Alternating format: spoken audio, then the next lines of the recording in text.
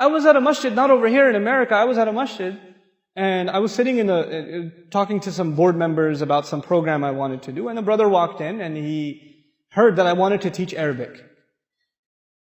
He was an Arab fellow, he was an Egyptian fellow, and he heard that I wanted to teach Arabic. And he's like, you teach Arabic? And I was like, yeah, a little bit. And he said, where are you from? I was like, Pakistan. And he said, oh yeah? And he took out a napkin, and he said, write the alphabet for me. So I wrote down the English alphabet for him. And he said, you see, you don't know Arabic. I was like, yeah, you're right, I'm sorry. And then he started teaching me the alphabet, 30 minutes. I sat there and I learned the alphabet with him. And then he had to go. And then he left. And that night, at the same masjid, they asked me to give a lecture, The Importance of Learning Arabic. If you go on YouTube and you search how to learn Arabic and why learn Arabic, why study Arabic, that lecture was at that masjid. And that guy was in the first row, smiling at me the whole time. But he comes to me and says, you, Pakistani, you're going to teach Arabic? I'm going to go, oh yeah? No, wait. It's okay. It's alright. You're right, I don't know anything. It's okay. Don't get worked up. Don't get all full of yourself. If people speak to you in that way, it's okay. They have a right. And you don't know why people speak to you in this way. There may be some other things going on in their life. And they come to you and they let their anger out on you. You have to be kind of merciful and courteous to people. They were women. They were men that came to Rasulullah sallallahu alaihi wasallam and started yelling at him. From the Badu. They were Muslims. They started yelling at him. And and the Prophet sallallahu alaihi wasallam didn't get upset. He just calmed them down. The Sahaba would have killed them. He said, no, relax. Let it, just peace. This is the sunnah of the Prophet sallallahu alaihi wasallam. When people say things that make you angry, you just gotta calm down. And by the way, guys, men over here, your wife will say a lot of things that make you angry, boy. Oh, ho, ho, ho, ho, ho, ho. And when you hear that, you don't say that she's jahil, but you do say salam. Just be quiet. Don't talk back. Sisters upstairs, ladies, your husbands will say things that will boil your blood. Oh my God, you will get angry. And Allah has given you a special power. I have 3 sisters, I have a wife, and I have 4 daughters. I know girls have special powers. And their superpower is they can answer you in a way that will stab you in the heart.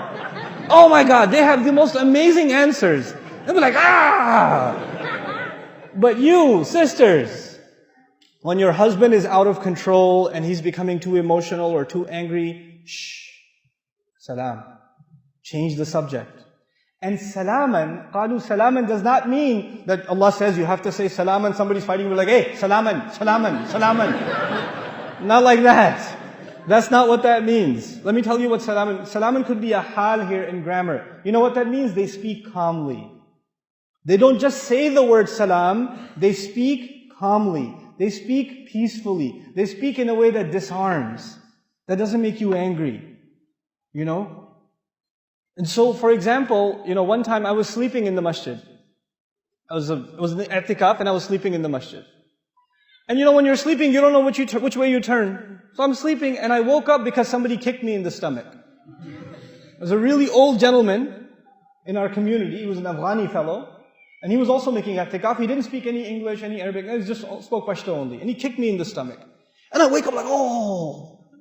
And I look at him like. And he goes, Quran. My back was towards the bookshelf, where the masahib was. You can't have your back to the Quran, so he kicked me in the stomach. Now I could get up and say, come on, you could have woken me up nicely, or I'm fasting, and then you kicked me in the stomach too. But you know what I did? I just hung out with him afterwards. I just sat down with him. I said, can I read some Quran to you? You can correct my Quran. And we just spoke in sign language.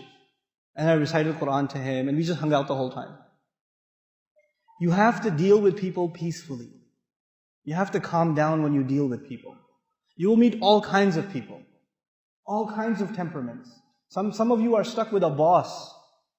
Inna lillahi wa inna ilayhi raji'un. Like he's always angry. He wakes up angry. He's eating and he's angry. He's angry when he's smiling, even when he's angry.